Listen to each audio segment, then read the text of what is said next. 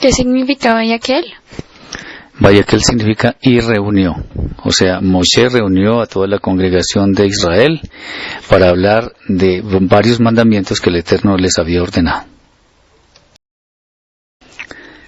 ¿Por qué el pueblo menciona de nuevo los utensilios del Mishkan? Más que mencionarlos, lo que está haciendo énfasis el Eterno es en la forma como se hicieron los utensilios, porque para él son demasiado importantes. Los utensilios tenían que ver con realidades espirituales del pueblo, entonces era necesario que Israel entendiera la importancia de estos objetos. Por eso el Eterno los menciona de nuevo, de manera que el pueblo entienda que es algo importante. Si el Eterno menciona algo más de una vez, es porque es realmente importante. No porque lo mencione solo una vez no lo es, sino que al ser mencionados más de una vez, 2, 3 veces, es porque el tema recobra especial importancia dentro del pueblo de Israel. Y en el caso de los objetos, es porque entrañan realidades espirituales que el Eterno quiere que el pueblo conozca para acercarse más a él. Entonces, por ejemplo, tenemos la luz de la menorá para que el pueblo sea luz. Tenemos la mesa de los panes, en los cuales panes entendemos que hay una provisión de todo lo que tiene que ver en el área material, de la comida, del sustento para el pueblo de Israel. El altar de oro para las oraciones y así sucesivamente. Todos los objetos son relevantes, todos los objetos son importantes y por eso el Eterno los menciona más de una vez. ¿Por qué se mencionan las obras de los utensilios como si fuera una repetición de las órdenes del Eterno? Qué interesante. En una parashá anterior, el Eterno estaba dando las órdenes de cómo hacer cada uno de los objetos, de los utensilios del Mishkan.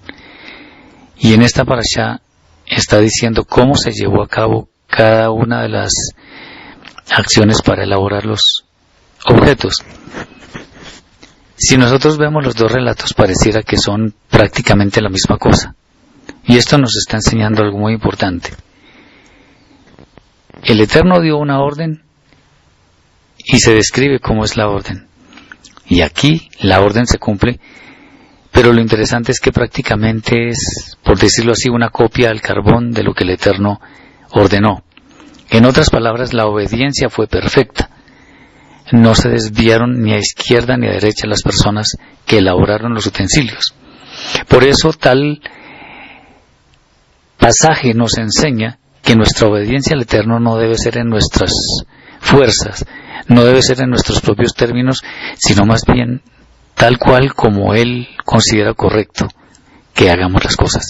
Entonces, es importante que cuando nosotros escuchemos la Torá, la leamos, se nos está enseñando, la cumplamos tal cual como está escrita, tal cual como el Eterno quiere que la cumplamos, no como a nosotros se nos ocurre. Por eso es que cuando se elaboran todos los utensilios, asimismo como todo el Mishkan, al final el Eterno expresa su satisfacción con la nube. Por tanto, la obediencia fue perfecta. Esto para nosotros es una gran enseñanza de cómo debemos obedecer. De hecho, esto es aplicable a la obediencia que los hijos deben a los padres. Si los padres dan una orden, los hijos deben obedecerla tal cual los padres la están dando la orden. Entonces, entendamos que esto no solamente se refiere al Mishkan, sino que va mucho más allá, dándonos unas grandes enseñanzas que son muy buenas para nuestra vida porque nos permiten crecer en nuestro nivel espiritual. ¿Por qué el Eterno vuelve a ordenar acerca de las ofrendas? Esto lo ordenó para recordar que en cuanto a lo que tenía que ver con el Mishkan, las personas debían llevar generosamente ofrendas para que todos fueran partícipes de la elaboración del Mishkan. Era importante que todo el pueblo fuera consciente que el Mishkan iba a ser el sitio mediante el cual el Eterno demostraría que su presencia estaría en el pueblo. Por eso era tan importante.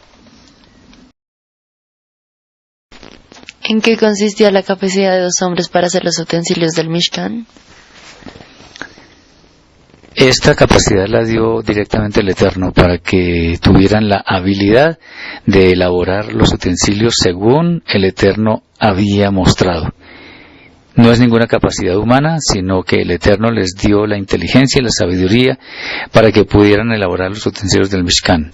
Fue algo sobrenatural, por así decirlo, porque humanamente no hubiera sido posible. ¿Por qué el Kior se hizo con los espejos de las mujeres? El Kior o lavacro se hizo con los espejos de las mujeres por instrucción específica del Eterno. Aunque no existe una explicación directa, se podría decir que las mujeres eran muy importantes dentro del seno de nuestro pueblo. Y el Kior, que era el lavacro, implicaba la purificación de manos y pies de los Kohanim que iban a ejercer el servicio en el Mishkan. El hecho de que el Kior se hiciera con los espejos de las mujeres entonces tiene que ver con pureza, que es más por parte de las mujeres que de parte de los hombres. Por eso es que muchos mandamientos tienen que ver con los hombres, porque están más expuestos a las faltas en el mundo. Las mujeres dentro de su hogar no lo están tanto. Entonces, con esta demostración del Eterno de amor por las mujeres, entonces escogió que fuera hecho con estos artículos que ellas utilizaban, para que también fueran parte de la elaboración del Mishkan y fueran luz, en cierto sentido, en cuanto a la pureza que debían guardar todos los varones de Israel. ¿Por qué el pueblo hace ofrendas tan generosamente? Después de haber sucedido el pecado del becerro de oro, el pueblo estaba compungido y quería servir al Eterno. Entonces, a sabiendas de que había que hacer ofrenda para la construcción del Mishkan, todo el pueblo se ofrece, porque además sabíamos en ese entonces que la construcción del Mishkan demostraba la presencia del Eterno en cada uno de los israelitas. Entonces era necesario ofrecer generosamente, en forma muy desprendida.